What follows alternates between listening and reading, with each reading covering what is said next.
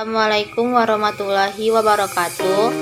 Perkenalkan, kami dari kelompok 3 ingin mempresentasikan hasil diskusi kelompok kami yang berjudul Desain Database dengan Model Entity Relationship atau ER. Baiklah, berikut penjelasan materi dari kami. Desain Database dengan Model Entity Relationship atau ER. 1. Pengertian model ER. Dalam rekayasa perangkat lunak, model entity relationship atau ER model adalah model data untuk menggambarkan aspek data atau informasi dari domain bisnis atau persyaratan prosesnya dengan cara abstrak yang cocok untuk akhirnya diimplementasikan dalam basis data seperti database relasional. 2. Tujuan desain basis data dengan model ER. A. Memenuhi kebutuhan informasi pada saat ini dan akan datang. B. Kemudahan pengembangan sesuai dengan perkembangan organisasi.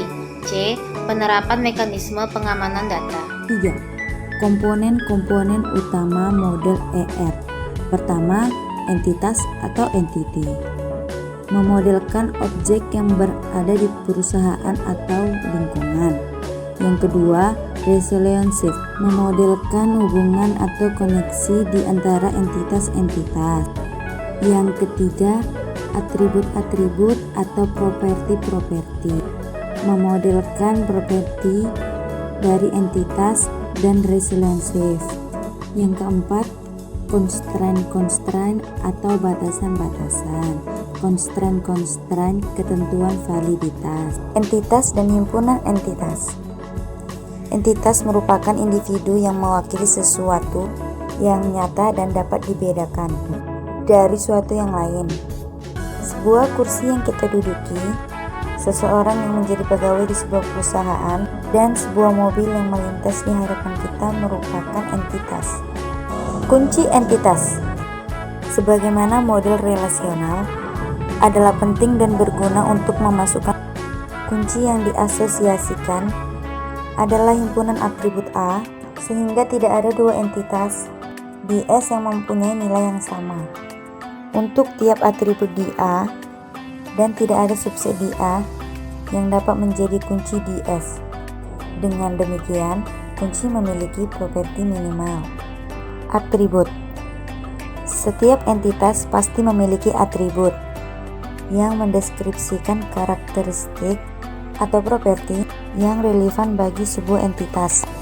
Merupakan hal penting lainnya dalam pembentukan model ER. Contoh, NIM, nama, alamat, dan kode. Relasi dan himpunan relasi. Relasi menunjukkan bahwa adanya hubungan sejumlah entitas yang berasal dari himpunan entitas yang berbeda. Misalnya, entitas seorang mahasiswa dengan NIM 980001, nama mahasiswa Ali Akbar, atau dalam kurung yang ada di himpunan entitas mahasiswa. Mempunyai relasi dengan entitas sebuah mata kuliah dengan kode kuliah IF 110, nama kuliah, struktur data. Relasi di antara kedua entitas tadi mengandung arti bahwa mahasiswa tersebut sedang mengambil atau mempelajari mata kuliah tersebut di sebuah perguruan tinggi yang ditinjau. Kumpulan semua relasi di antara entitas-entitas yang terdapat pada himpunan entitas tersebut membentuk himpunan relasi. Berikutnya, kardinalitas atau derajat relasi. Kardinalitas relasi menunjukkan jumlah maksimum entitas yang dapat berelasi dengan entitas pada himpunan entitas yang lain. Kardinalitas relasi merujuk pada hubungan maksimum yang terjadi dari himpunan entitas yang satu ke himpunan entitas yang lain. Dan begitu juga sebaliknya. Kardinalitas di antara dua himpunan entitas, misalnya A dan B, dapat berupa yang pertama, 1 ke 1 atau 1 to 1. Setiap entitas pada himpunan entitas A berhubungan dengan paling banyak dengan satu entitas pada himpunan entitas, begitu juga sebaliknya setiap entitas pada himpunan entitas B berhubungan dengan paling banyak dengan satu entitas pada himpunan entitas A. Yang kedua, 1 ke banyak atau 1 to many. Setiap entitas pada himpunan entitas A dapat berhubungan dengan banyak entitas pada himpunan entitas B. Tetapi tidak sebaliknya, di mana setiap entitas pada himpunan entitas B berhubungan dengan paling banyak dengan satu entitas pada himpunan entitas A. Himpunan entitas A berhubungan dengan paling banyak dengan satu entitas pada himpunan entitas B. Tetapi tidak sebaliknya, di mana setiap entitas pada himpunan entitas A berhubungan dengan paling banyak satu entitas pada himpunan entitas B. Banyak ke banyak, many to many.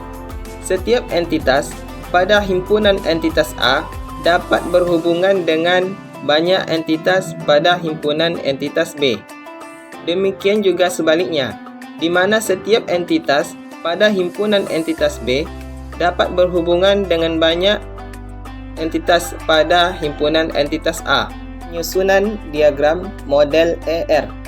Pertama, menentukan entitas, menentukan peran, kejadian, lokasi, hal nyata, dan konsep di mana penggunaan untuk menyimpan data.